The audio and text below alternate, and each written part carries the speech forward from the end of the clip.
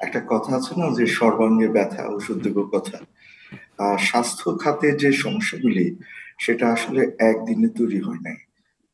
দীর্ঘদিনের আহ, অমনোযোগী কর্তাদের অমনোযোগ এবং যাদের এই খাতটাকে একদম টেনে তোলার কথা, তাদের ওরকম ভাবে ফোকাস ছিল না।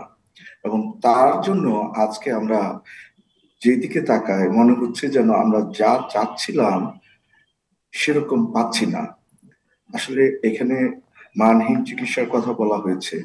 আমাদের এখানে যা আছে এটা কিন্তু আহ বিভিন্নভাবে বিচ্ছিন্নভাবে আছে, কিন্তু এটাকে একটা আমব্রেলার মতো করে নিয়ে আসা, সমন্বিত ভাবে করে নিয়ে আসা, সেটা কিন্তু অভাব আছে। আমাদের ভালো মেডিকেল কলেজ আছে, আবার মানহীন মেডিকেল কলেজ আছে। আমাদের নার্স বিভিন্ন প্রতিষ্ঠানে ভালো তৈরি হয়, আবার অনেক জায়গায় নাম সর্বস্ব প্রতিষ্ঠান আছে। তার মানে হচ্ছে এগুলি তদারকি করতে হবে, যাতে করে সব জায়গায় মোটামুটি একই ধরনের গুণগত মানের চিকিৎসক এবং নার্স তৈরি হয়। আমাদের ল্যাবরেটরির কথা যদি বলেন, বাংলাদেশে বিশ্বমানের ল্যাবরেটরিও আছে, আবার পাড়ার যে দোকান আছে সেরকম ল্যাবরেটরিও আছে। সুতরাং আমাদেরকে মনোযোগ দিতে হবে এটা যেন মোটামুটি গুণ সম্পন্ন হয়। এবং এটা শুধুমাত্র বড় শহর না, এটা বিভিন্ন উপজেলা পর্যন্ত সবখানে যেন মোটামুটি একই রকম গুণগত মান বজায় থাকে।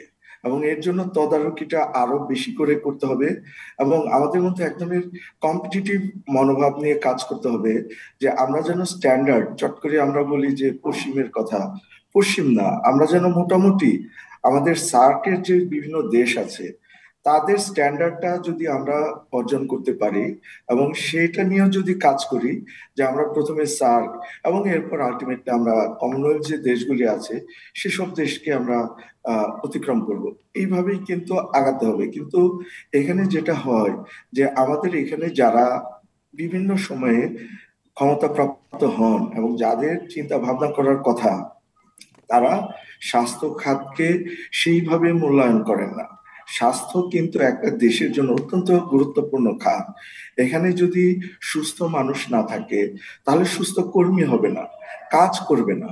সুতরাং এখানে স্বাস্থ্য ব্যবস্থাটাকে শুরু থেকেই টপ প্রায়োরিটি থাকতে হবে। এবং আমাদের এখানে যে প্রায়শ আমরা দেখি যে প্রধানমন্ত্রী, আমার মনে হয় প্রধানমন্ত্রীর অন্তত তত্ত্বাবধানে স্বাস্থ্য এবং শিক্ষা, এই দুইটা খাত। এবং আরেকটা জিনিস হচ্ছে, এগুলি কিন্তু রাতারাতি কিছু করা যাবে না, এবং রাতারাতি দৃশ্যমানও হবে না। আমরা যেরকম ফল চাই যে আগামী 2 মাসে বা 6 মাসে, এটা আসলে দীর্ঘমেয়াদী পরিকল্পনার অংশ।